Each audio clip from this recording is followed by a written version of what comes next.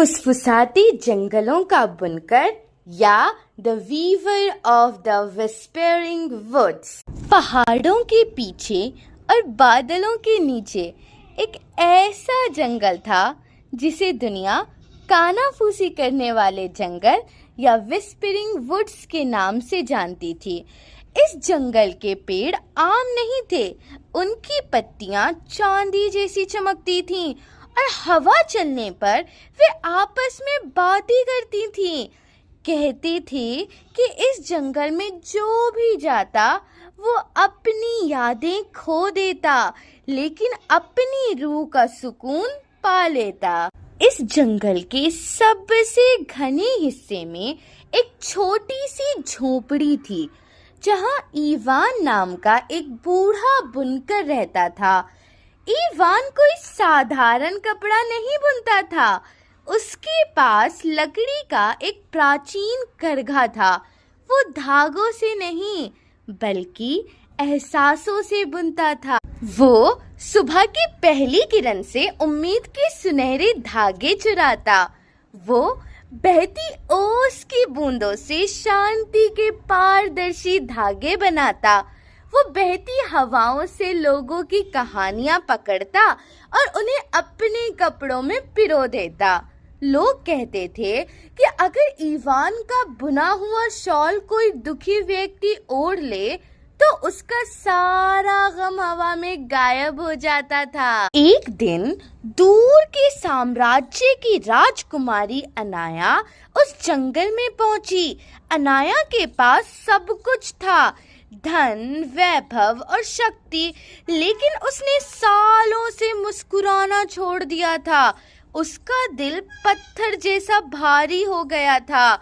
जब वो इवान की झोपड़ी पर पहुंची तो उसने देखा कि बूढ़ा बुनकर आंखें बंद किए हवा में हाथ चला रहा था। अनाया ने पूछा, बूढ़े बाबा, आप क्या बुन रहे हैं? यहाँ तो कोई धागा ही नहीं है।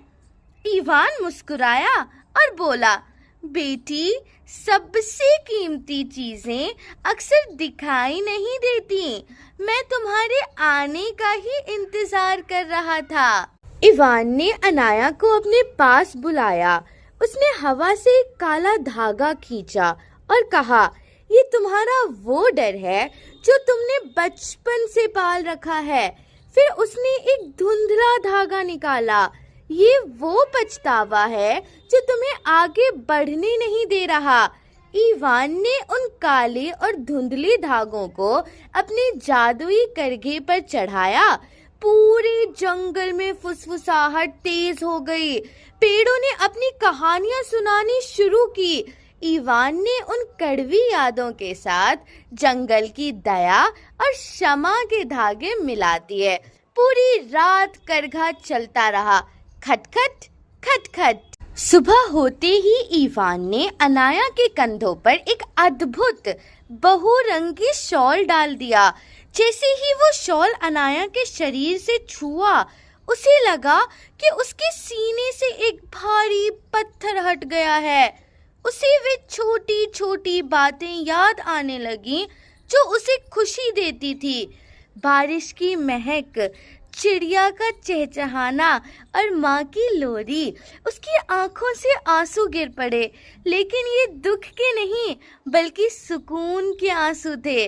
सालों बाद अनाया के चेहरे पर एक ऐसी मुस्कान आई जो पूरे जंगल को रोशन कर गई।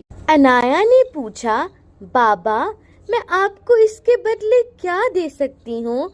इवान ने नरमी से कहा, बस एक वादा। जब भी तुम्हें कोई ऐसा मिले जो अपनी खुशियाँ भूल चुका हो तो उसे अपनी कहानी सुनाना। याद रखना, हम सब अपनी जिंदगी के खुद बुनकर हैं। अगर धागे उलझ जाएं तो इसका मतलब ये नहीं कि कपड़ा खराब है, इसका मतलब है कि उसे फिर से बेहतर तरीके से बुनने की जरूरत है। राजकुमारी वापस लौट गई, लेकिन वो शॉल और वो सीख हमेशा उसके पास रही। आज भी कहते हैं कि जब हवा चलती है तो विस्परिंग वुड्स के पेड़ इवान की उन्हीं कहानियों को दोहराते हैं। इस कहानी का संदेश, हमारी यादें और अनुभव ही हमारे जीवन का ताना बाना है, चाहे यादें कड़वी हो या मीठी। अगर हम उन्हें स्वीकार करना सीख लें तो हम अपने जीवन को एक खूबसूरत कृति बना सकते हैं। अगर आपको इस तरह की जादुई कहानियाँ पसंद हैं तो मेरे चैनल को सब्सक्राइब कीजिए और प्लीज़ वीडियो को लाइक कीजिए ताकि मैं ऐसी और कहानियाँ बना सकूं।